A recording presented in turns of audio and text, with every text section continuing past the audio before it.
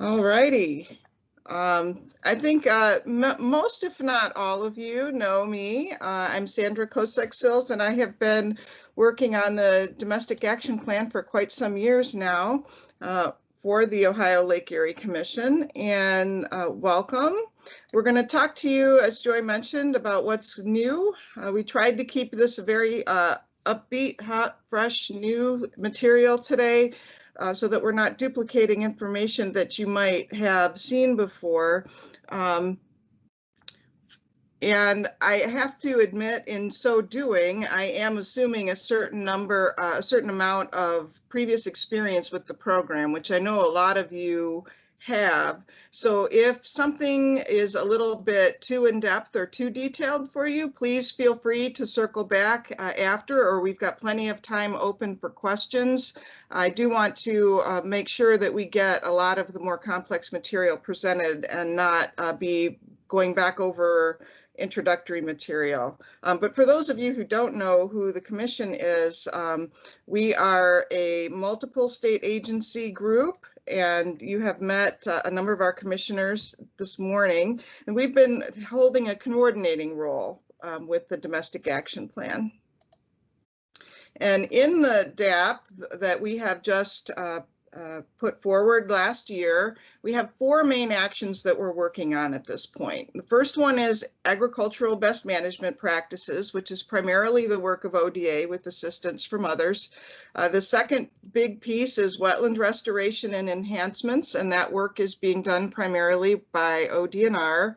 And the third piece is community support for home sewage treatment system remediation, which is Ohio EPA work. And then our fourth piece that we're also focusing on is watershed planning, and that's including the distribution of the load reduction in the Maumee River watershed, which was included in Appendix A of the most recent Domestic Action Plan.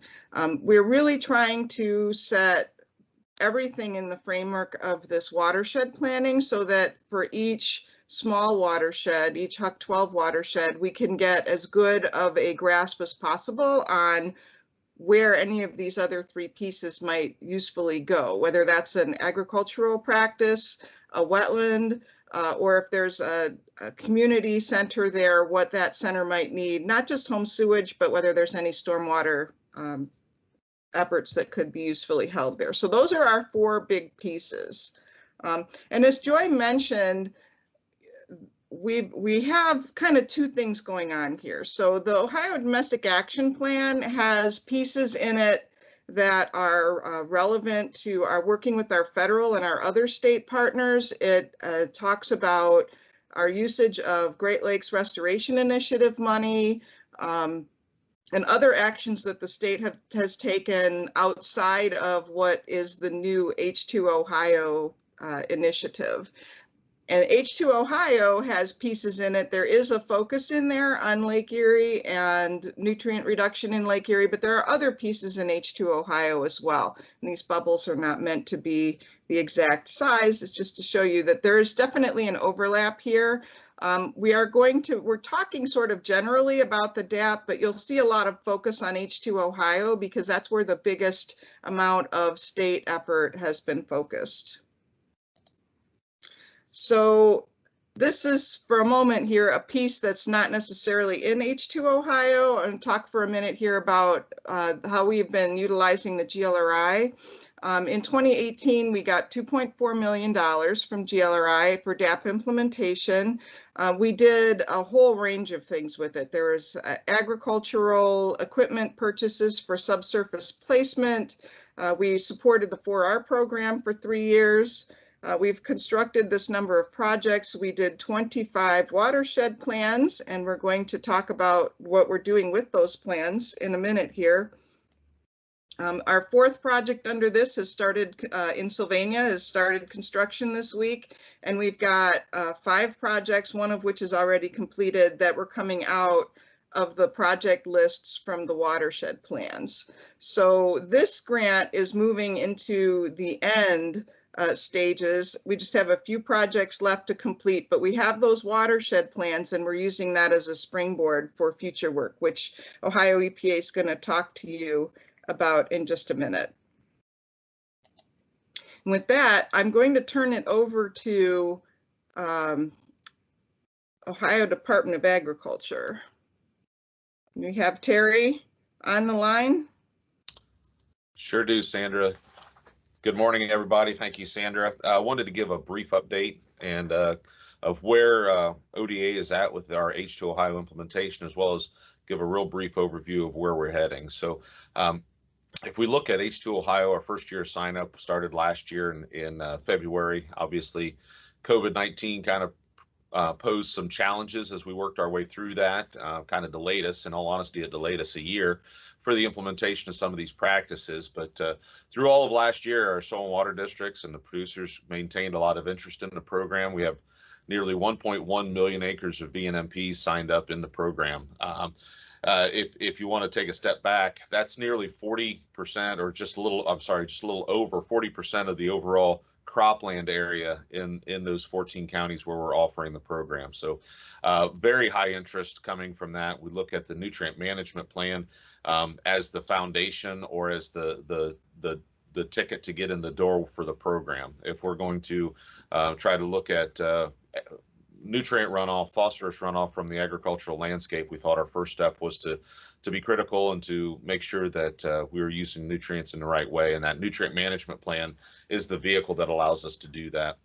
Our practices, our year one practices, our practices for this crop year actually began last fall with some nutrient placement, with VRT fertilizer applications and some of those sort of things. And they will be continuing through this summer and into this fall of this year. With that, nearly 500,000 acres of variable rate phosphorus application was signed up. One of the things we're really excited about is nearly 300,000 acres of phosphorus placement was enrolled into the program, and nearly 170,000 acres of manure incorporation were enrolled into the program. So we're working hard. The soil and water districts are working hard to complete all the nutrient management planning, as well as well on our way to starting to implement all of these practices. As I said earlier, COVID-19 did pose some challenges for us. Originally, we had planned on having a 4-year agreement with all of our program participants.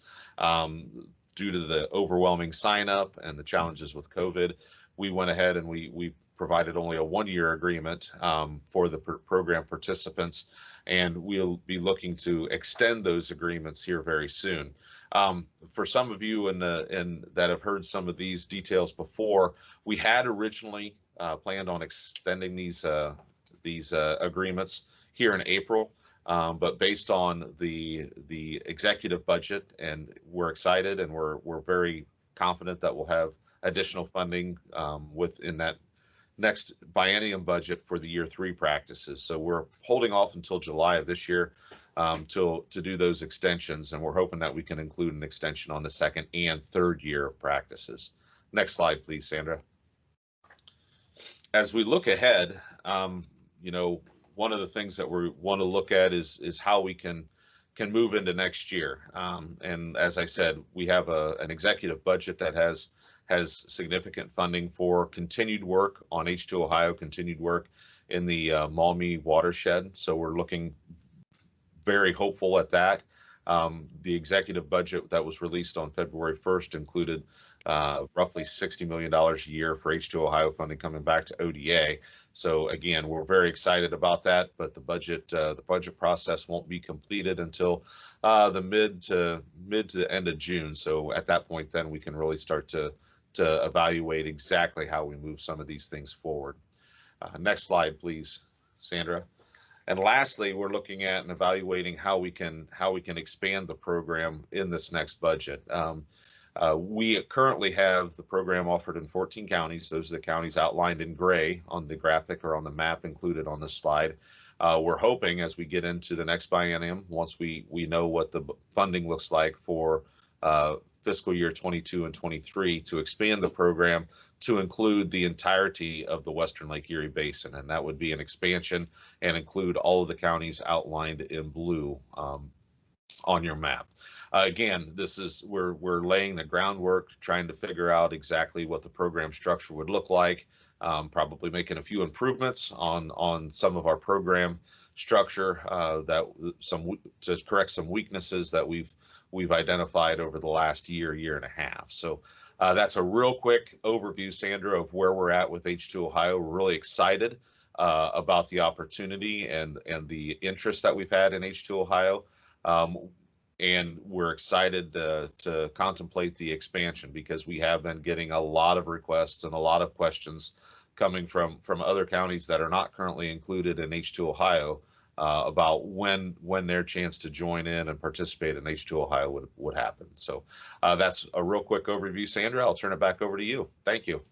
Okay. And Laura Johnson has a quick question. By placement, you mean subsurface injection?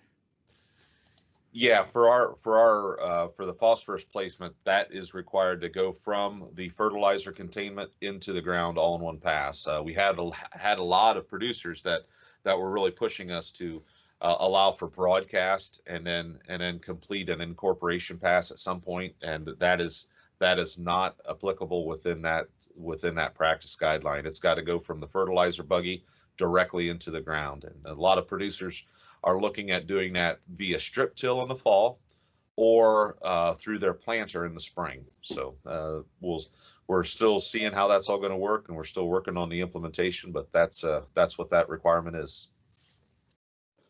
All righty. Next, we're going to have a quick update from Ohio DNR, Eric Sass. I see he's loaded up. Let's go. Thank you, Sandra.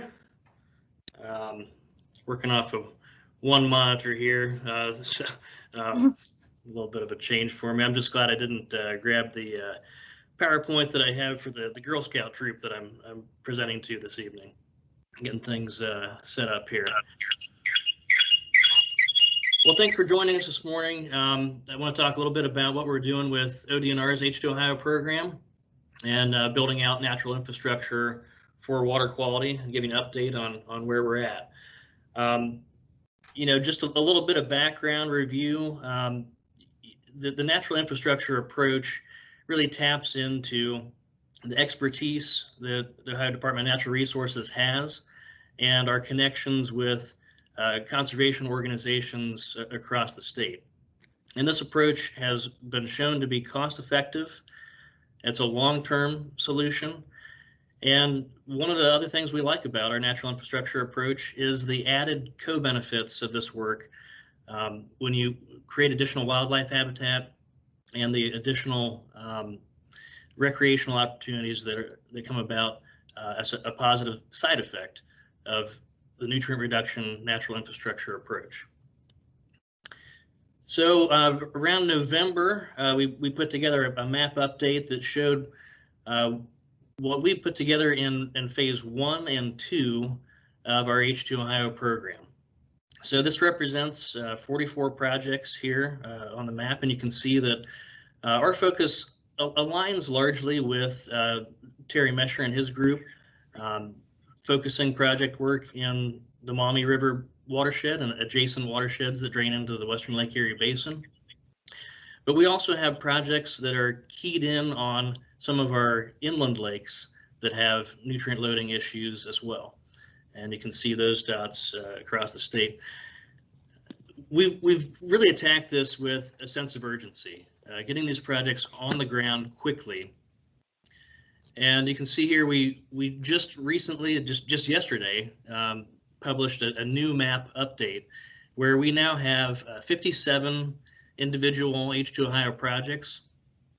Again, largely focused in the Western Lake Erie Basin. We're excited that we're pivoting with a few projects to Northeastern Ohio in our next phase of H2 Ohio, and continuing again with that statewide focus also in the future. So our dashboard, you know, as of November of last year, as we're kind of turning the calendar page, 44 projects that are in phase 1 and phase 2 of H2 Ohio. Like I said, we recently are proud to be announcing an additional set of projects, taking us up to 57 altogether. The the financial investment that we've made, we've also engaged with the help of private landowners through the Water Quality Incentives Program to incentivize enrollment into the Lake Erie CREP.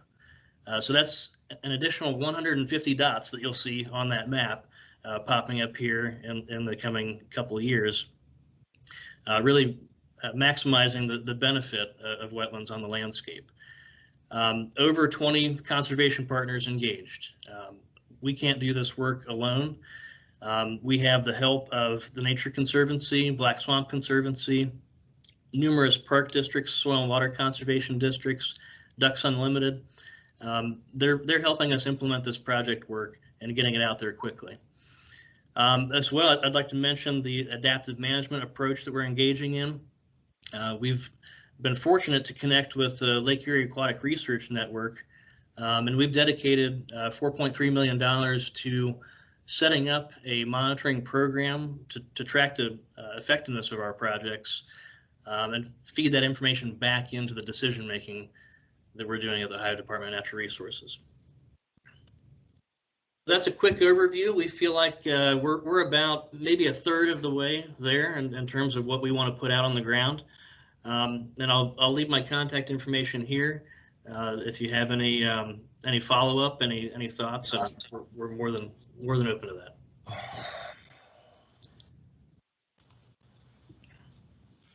All right, great. Thank you, Eric.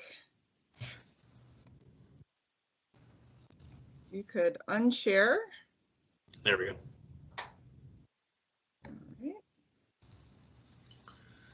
Okay, next we have speaking to us, Rick Wilson from Division of Surface Water with Ohio EPA.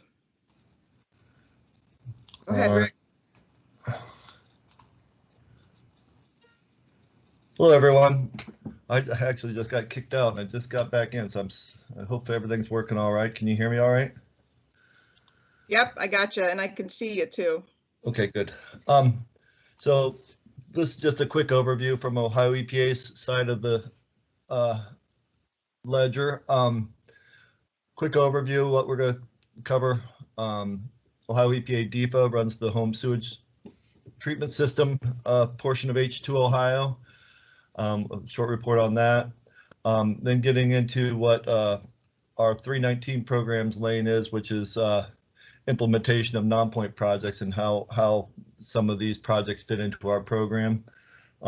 Strategic planning is a big part of it, the 9-element NPSIS. And then moving forward, there are a lot of opportunities based on these plans, and Sandra already mentioned one of them with the initial round of funding coming through GLRI. So next slide.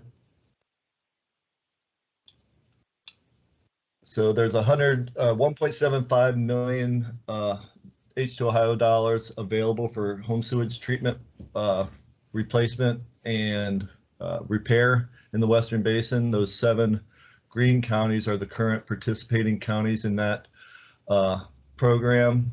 $250,000 is available for each of those counties to provide financial assistance there. All around, there's I think 120 odd local health departments in the state. There's $10 million available each year to local health departments from the state revolving fund. So that's in addition to the H2 Ohio efforts. And I spoke with our DEFA folks right before. They expect, wholeheartedly that funding and focus will continue for home sewage treatment systems funding in the future. Next slide. So I included this map. A lot of you guys have probably heard about the 9-element NPSIS. That's a non-point source implementation strategy. It's a strategic implementation plan that US EPA requires the state of Ohio to use when determining implementation projects. If you look in Northwest Ohio, you'll see some light green ones and then some teal colored ones. Those teal colored ones are 9-element plans that were developed out of that first GLRI round with a focus on a lot of ag acres. So we had some mostly in Paulding, Allen, Mercer, Van Wert, Putnam, and those counties. Those all contain what we have our second generation or far field targets for phosphorus reduction. Some of the initial generation 9-element plans do not have far field loading goals in them, and we're working to get those updated to include far field goals. But long story short is what these are is, at the watershed assessment unit scale, looking at what are the issues with water quality and what is causing impairment, whether it be localized impairment or downstream Lake Erie impairment. So we look at the data, establish water quality goals, objectives, which are the types of projects or practices that are needed in that watershed assessment unit to reach those goals. And then it identifies critical areas where we might find the biggest bang for our buck. So these plans are locally, everyone local involved. Soil and water conservation districts usually lead it, but the group of folks nearest to the issues have the best ideas for solving those.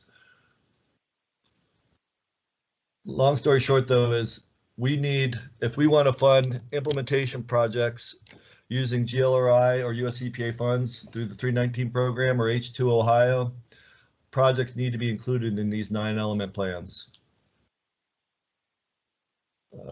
Let's see, next slide. Oh, there's also a link to our NPSIS program there. Next slide. So Sandra mentioned the first round of GLRI award funding. What I'm calling DAP 2.0 implementation was a direct result of the first round. Recall that Sandra said we funded the development of 25 9-element plans.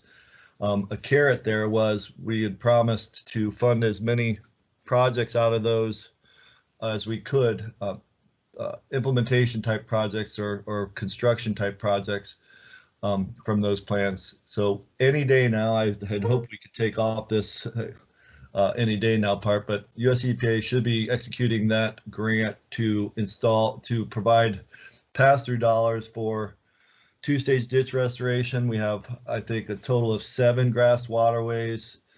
We have 2 cropland to wetland conversion projects. We have agricultural runoff and drainage water BMPs. And lastly, we have 12 to 14 more 9-element plans being developed to kind of fill in those spots in the Western Basin, Lake Erie, with more plans. Quite frankly, moving forward, in the DAP 2.0, it's a $775,000 grant. 15% of that is planning. The others is all implementation dollars directly pass through with no match. Moving forward, though, we use these 9-element plans to identify on-the-ground projects to fund using 319 and GLRI funds. It's kind of a lane separate from the wetlands that DNR is doing and separate from the on-the-ground nutrient management that ODA is doing. So it's a kind of a niche for edge of field practices or stream practices or wetland practices. I will say also that the 319 program for the last 2 years has been leaning on ODNR's wetland program to leverage as state match. So that's about $2+ million of H2 Ohio dollars that we use to keep actual local applicants from having to provide a 40% match. So that's been a big positive in that program, and we thank ODNR for that. I think that's all I have on that. I encourage everyone to be involved locally with 9-element planning. Getting projects into these plans really gives you a big opportunity for funding through a number of sources. So, and I could answer any questions later. Or thank you. All right, great. Thank you, Rick.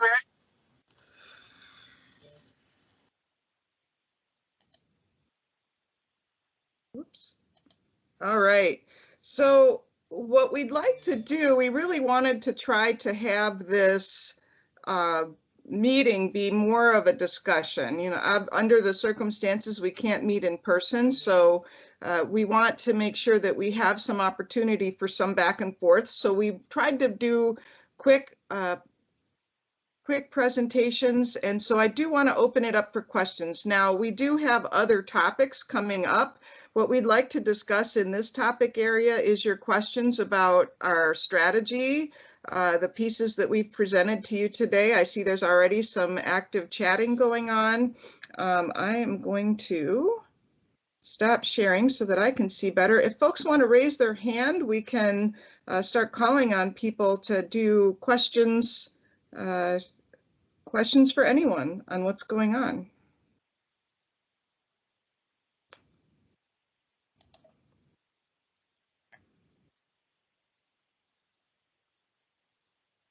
Now everyone's got to take a minute to think. Laura, oops, I saw Laura pop up first, so go ahead. All right, yeah, hi. So there's an awful lot of implementation of different agricultural practices. I'm a part of the LEARN network, so I'm very familiar with where all the wetlands are.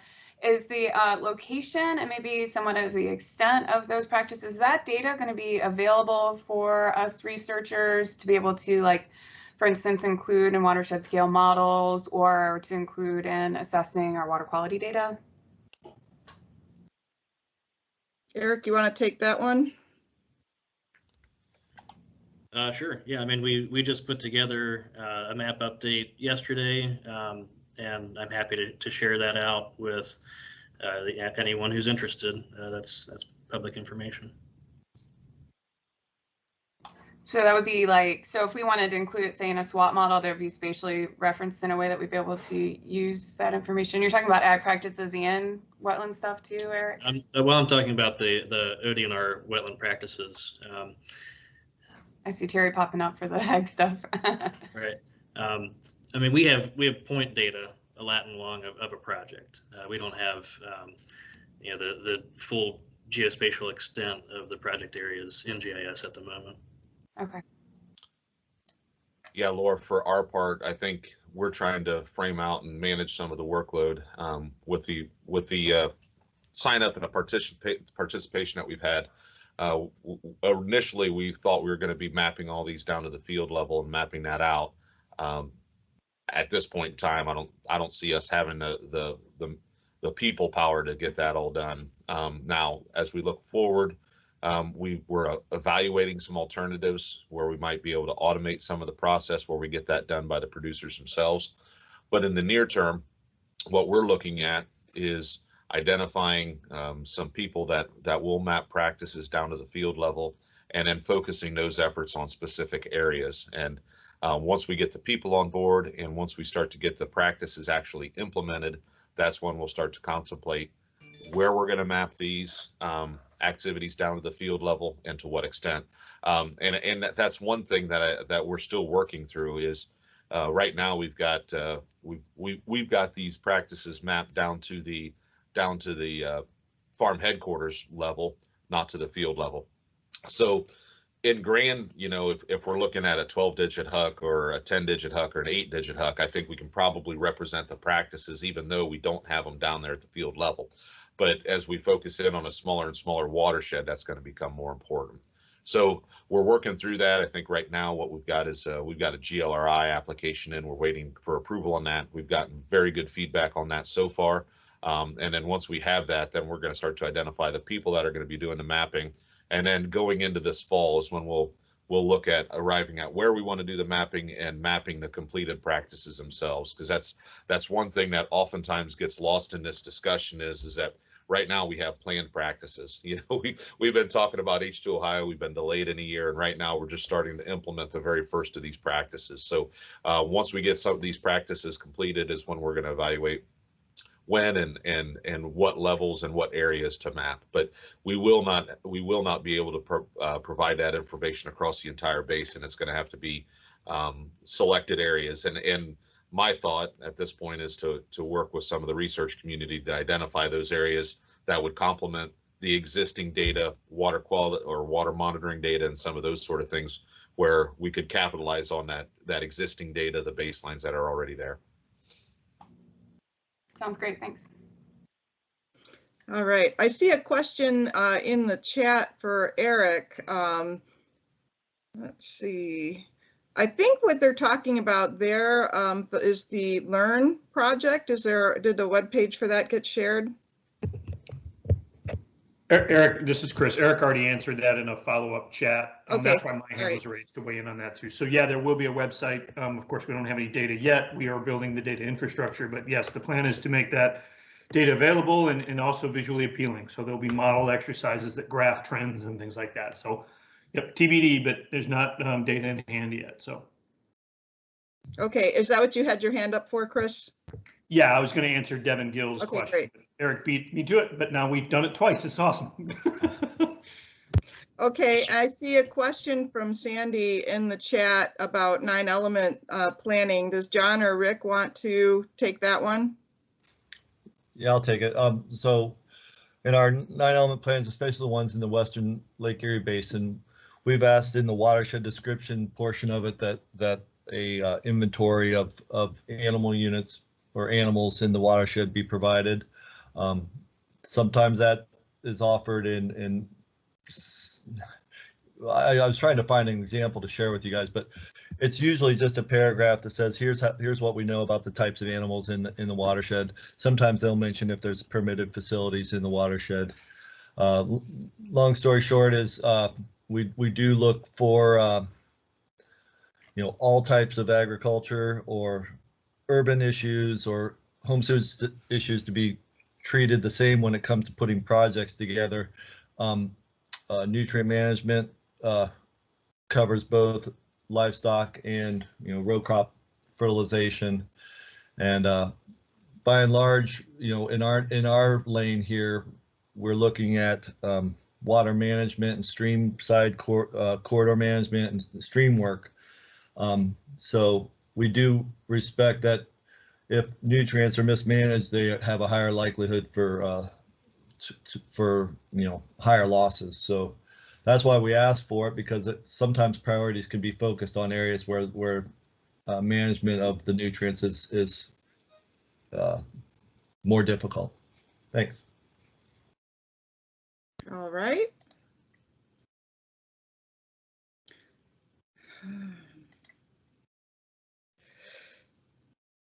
I don't see any more hands up. You guys are going to be a quiet bunch today. Other questions? There's Larry. Go ahead, Larry. Hi, good morning. A question regarding the 9-element plans and who's involved in those, developing those. I mean, obviously we have a lot of members, Farm Bureau members out in the landscape that could get involved or provide, and I'm not sure, Rick, exactly how that information is getting out or how that opportunity is getting out. I know we've had challenges this past year with meetings and all that, and which makes it tough, but any Sure. promotion opportunity, what have you. There's a big one coming up right now. So when we get this next grant through GLRI, there's 12 to 14 9-element plans on tap.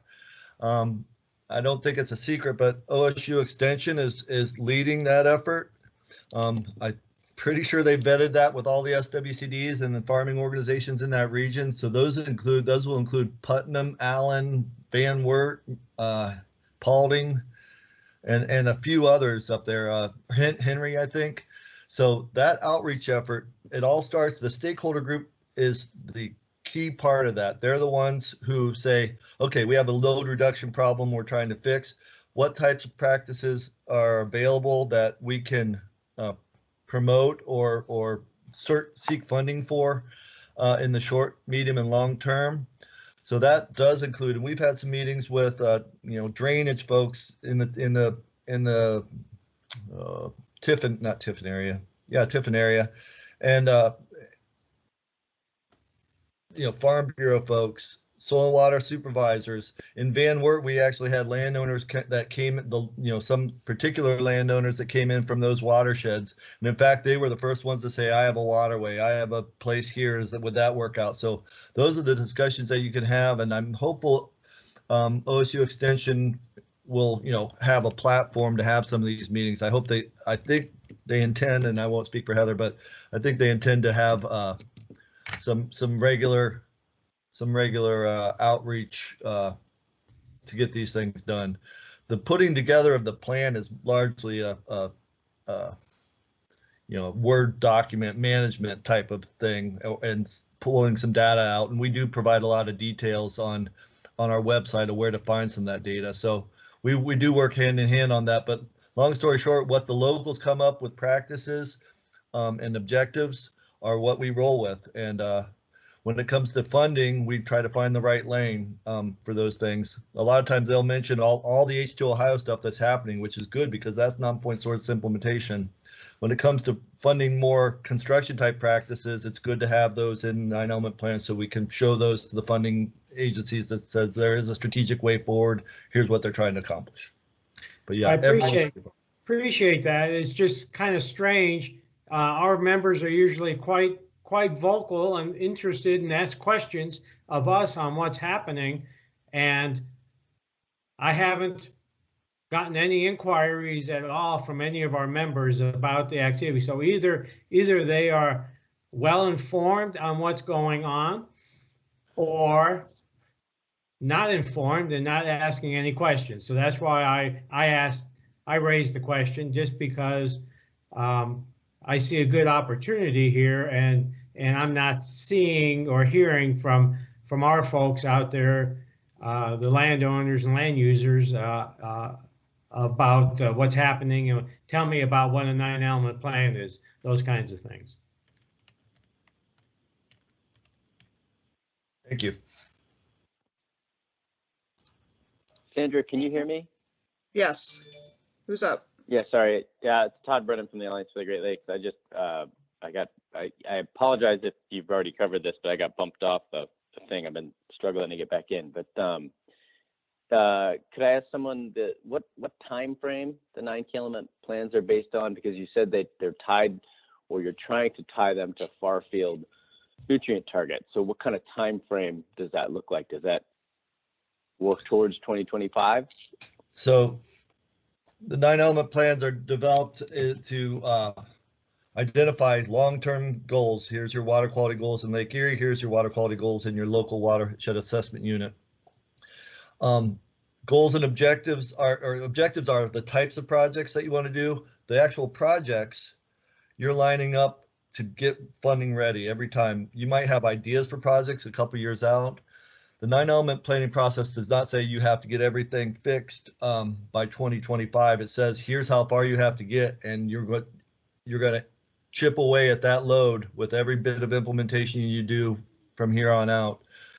So the 9-element plan is also a living document. So as practices or projects come and go, you're always updating that 9-element plan, and keeping track of what implementation you're doing, so we can see how far along, as an estimate anyway, you're getting toward those reduction goals locally. The monitoring Ohio EPA does and USGS does help, and Heidelberg helps validate whether or not those reductions are actually occurring. And if I may add, hi everyone, this is Tiffany Keffer. The timelines will be set in the TMDL, the nutrient TMDL, once we have that in place.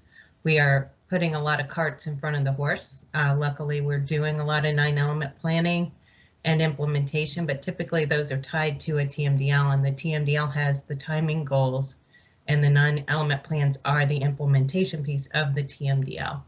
So once the TMDL is in place, it will have timelines for these implementation plans to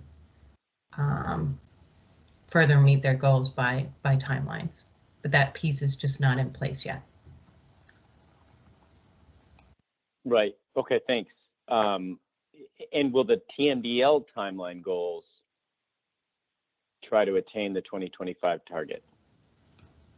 I think we need to write it first. It's certainly our goal. We are, I think we'll get to a point we'll give a TMDL update on where we are with the process, and I think that that will be coming in the next section. Sandra? Or do you want me to give an overview now? If you want to take a minute to do it now, Tiffany, that's fine. I don't think we had anything specifically on it in the next section. Okay, happy to. So if you saw module 1 for our TMDL outreach, it walked through the 5 steps of the TMDL process that we have laid out in our statute and our rules. For module 2, we have it completed. It is in final review. This module is going to outline all of the documentation that we believe that we have met the study plan, step 1 stage of the TMDL process, as well as the technical support documents, which is step 2 of the TMDL process. The whole module is going to outline the fact that we believe we are at the loading analysis plan stage of the TMDL, which is step 3 of the process. So we think we're already midway through. And so module 2 is going to lay all of that out, all of the documentation in the study planning and technical support documents. And it's going to ask the public, are we missing anything before we come out with a loading analysis plan? So we will, when we announce the module 2, it will come with a 30-day public comment period. And then we'll evaluate the comments that come in, and hopefully the loading analysis plan will be out. My goal is for June. And I think we're estimating to have the preliminary modeling results done by the end of 2021. And that's really the part of the TMDL step 4, where we start doing allocations to sources. So a draft TMDL is hopefully going to be in place by 2022 for public comment. All right, thanks, Tiffany. Appreciate you putting that in there. I have next Carrie Gerwin. Do you want to go ahead, Carrie? Yes, thanks. And this is really a follow-up to Sandy Benn's question about the manure sources incorporated into TMDL or into 9-element plans, and also kind of piggybacking on what Tiffany was just saying about the TMDL development process. So will the TMDLs have a full analysis and assessment of all manure sources so that those 9-element plans can properly address the manure issues in the watersheds? Or is that really going to be on the local plan developers to begin making assessments of nutrient sources to incorporate into the 9-element plans? And I'm sorry if that's already been answered. I got kicked off as well. Paul, can you jump in and explain how we do our sources and allocations in TMDLs, please? Sure. Hi, everybody. I'm Paul Gledhill. I'm an analyst with Ohio EPA and Surface Water. So the TMDL, when we get to the point of the allocations, it will mostly be more of a point source, non-point source allocation breakdown. We probably won't go so specific to say the non-point sources need to come from these particular, for instance, types of fertilization.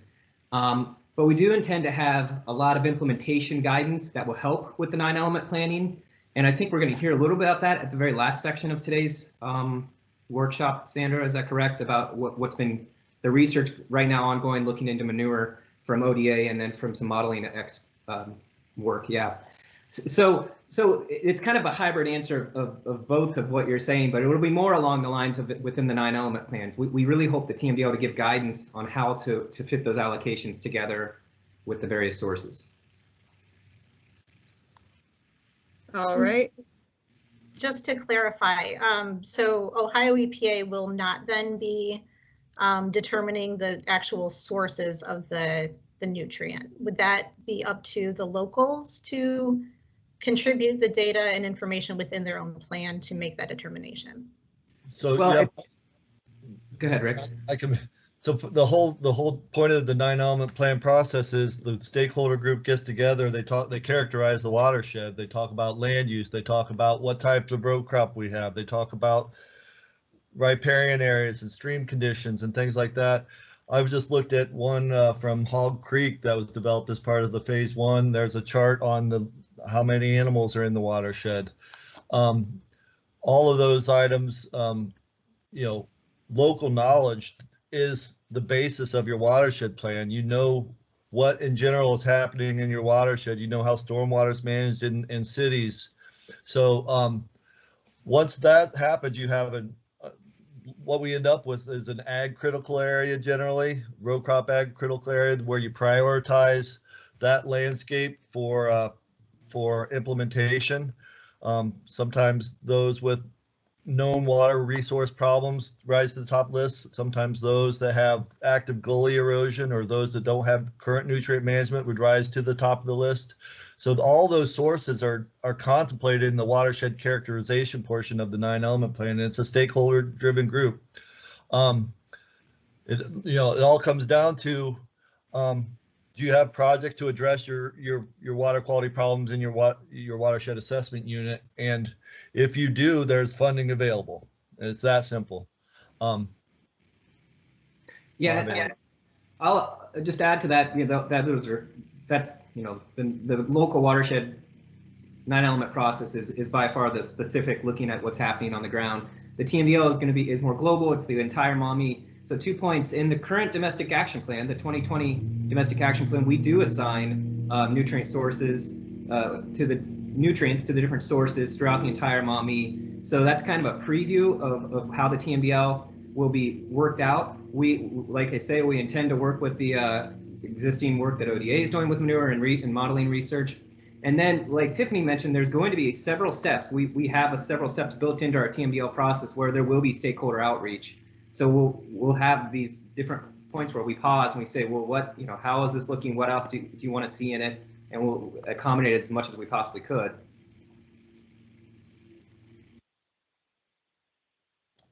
Okay, great. I see Heather Raymond is waiting with the hand up. Hi, thanks, guys. I just wanted to address a couple of things. One is OSU does plan on implementing ag community advisory groups for all the watersheds we're working on for the non-point source implementation strategy development. Larry, I'm excited to see that your members would be interested in participating. You'd be my first call once Rick receives that funding from US EPA and we're confirmed that we're good to go. So our extension associates are kind of waiting with bated breath for when to start, and we may actually start before. We've actually done some outreach calls with SWCDs and some other things to get the ball rolling even ahead of funding. So you'll definitely be getting a call from us soon there. Also, we understand that we don't want to wait, to make progress until the TMDL is fully established in this watershed. So at least for now, our intent was to look at the targets already established in the domestic action plan when we're looking at what our goal reductions would be for these HUC 12 watersheds, and then doing those critical steps of involving local stakeholders and, okay, where are the priority areas, looking at ACPF assessments, where are structural practices feasible in these watersheds, and doing that local planning piece to pull it all together. But we definitely, this is a broad project that involves lots of stakeholder input and local input, so we will be reaching out to others. We'd be happy to engage with you or your groups if there's interest. So just wanted to share that. Thanks.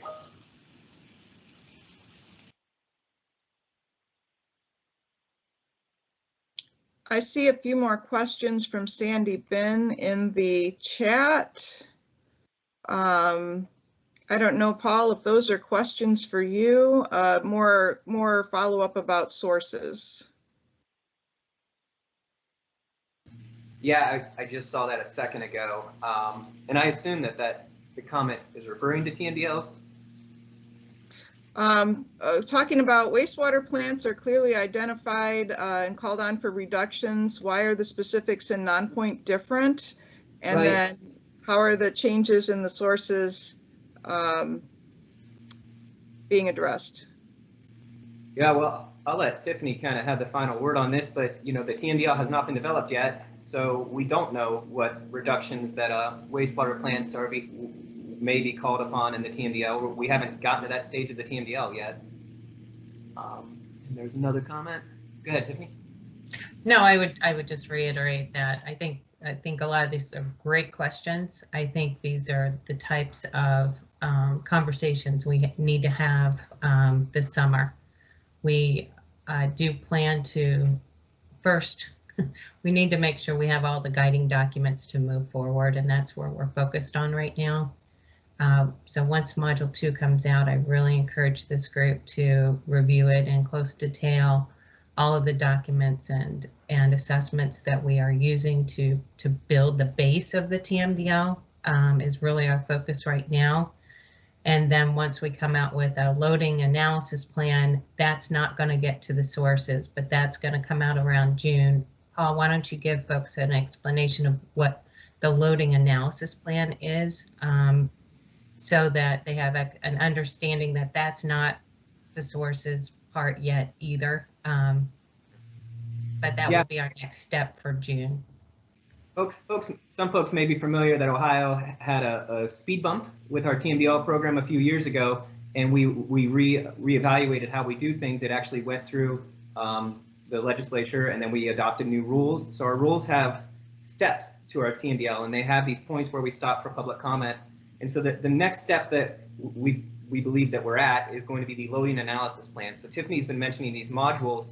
Those are outreach. We're kind of doing those right now to make sure everybody understands where we are with the TMDL. But really the next official step would be the loading analysis plan. And what a loading analysis plan for a TMDL in Ohio's process, what it really does is it says, this is what we're doing the TMDL for, as in what area is impaired. This is how we're going to address it, as in what kind of modeling methods we'll be using. And it says this is what our targets are. So what pollutant target we're going to use to address the actual impairment. And so the TMDL we're talking about, the impairment is within the Western Lake Erie Basin, impairments due to HABs.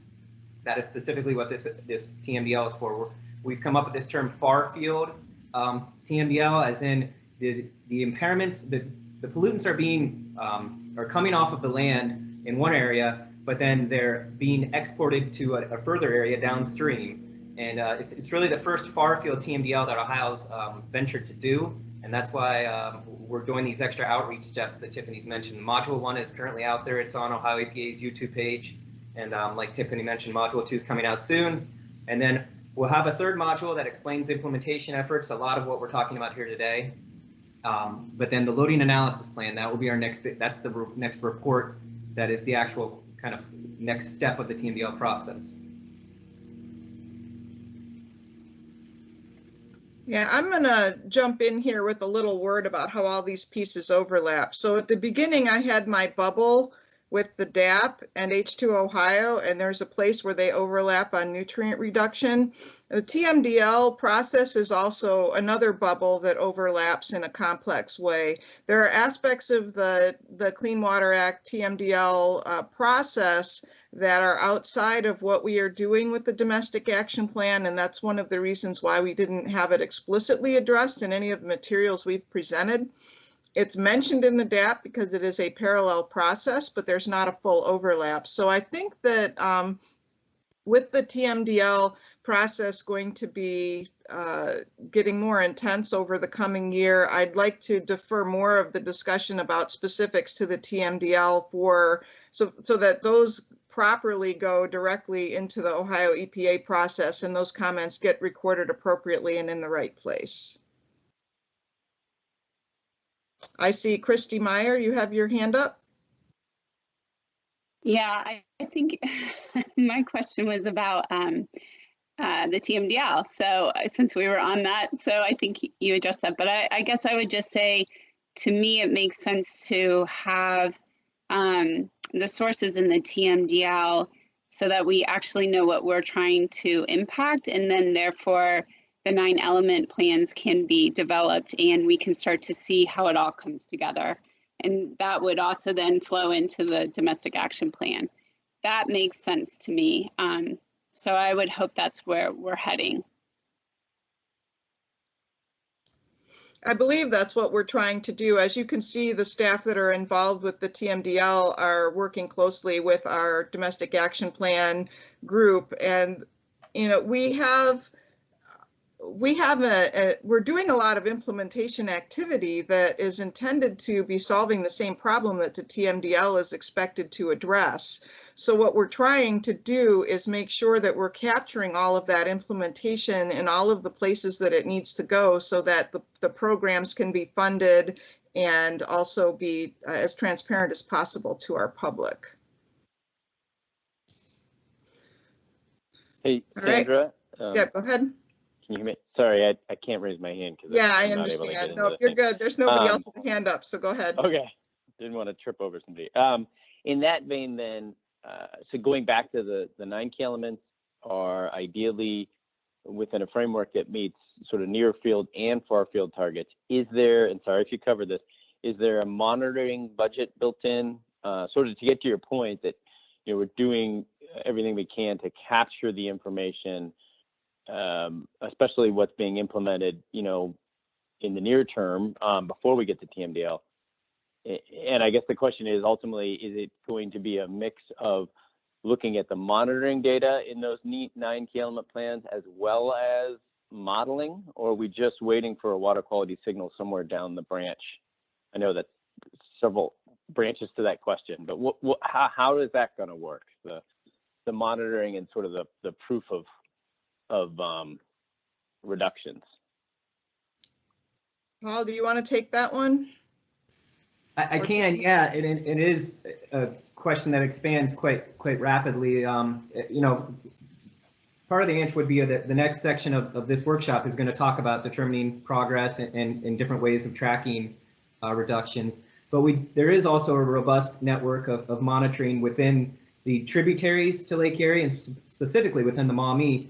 Dr. Johnson from Heidelberg has joined us. She's the director of the Water Quality Center at Heidelberg, where they have a long history of monitoring it. And really, they do have the data that is the benchmark at Waterville of what's being delivered to Lake Erie that really causes the size of the Western Hab bloom, and that is Maumee at Waterville. But as far as funding, there's a very complicated network of funding that the state is trying really hard to keep on top of and prioritize. There's funding that comes from the state General Revenue Fund. We have funding that comes from GLRI. That's very important. And then Heidelberg has a variety of additional sources of funding that they have. So there is funding in place on the Ohio Lake Erie Commission's website. We have if you look at the domestic action plan page, we have an actual whole report just on monitoring, and then every year Sandra comes out with monitoring updates on what's being delivered to the Western Lake Erie. So that's all as far as tributary loads. That's what we have. I think we have a good handle on it. We're staying on top of it, and the funding's there now. We're trying to stay on top, make sure the funding remains. Monitoring in the lake is kind of a whole nother story, and I don't know if that's currently germane. Yeah, sorry, Chris. I guess to break it down simply, is it expected in the 9 key element plans to have monitoring built in and then funded as part of a budget just within those hawks? I'll answer that. So the 9 elements, one of the 9 elements is outreach and monitoring, or outreach and education and the monitoring component. So if there's a 319 project that happens in a stream or on a stream bank, or where we could expect to see localized water quality improvements, we do that as part of our 319 program. Or if it was a GLRI grant where there was stream work, or where we could actually measure improvement to the aquatic life and habitat. Now, loading is a whole different story. We aren't going to put monitoring equipment out to measure one field's runoff because there's stuff happening all around, and we expect to see that aggregated load reduction occur as part of our tributary monitoring. So for 319 and GLRI projects, no, we do not have a funded monitoring component. We do that in-house. Thanks. Gotcha. Okay. Well, can we get to a point where maybe you take the work in the 9 key element and just simply model to project the theoretical reductions being made while we wait for the water quality signals? Is there a hope that we'll be able to aggregate that information? Well, I'm going to take that one. The answer to that is theoretically possible, and we're looking into how to do that. I think we've got some proposed projects. We've got some funding proposed in the governor's budget for modeling projects that will be looking at measuring how this, or projecting how this implementation could work out. And that is to be determined. But we're definitely looking into how that can happen. And that, I think this part of the discussion, we're at 9:45 on my computer clock. And this actually is a really great segue into what we want to talk about next, which is more of the environmental progress monitoring. But we're going to talk a little bit first about programmatic tracking. And so I'm going to switch over into that presentation. And please do feel free to reach out with your questions after the fact if we haven't answered everything by the time we're done. And we do have more open discussion coming up. So just give me a second here.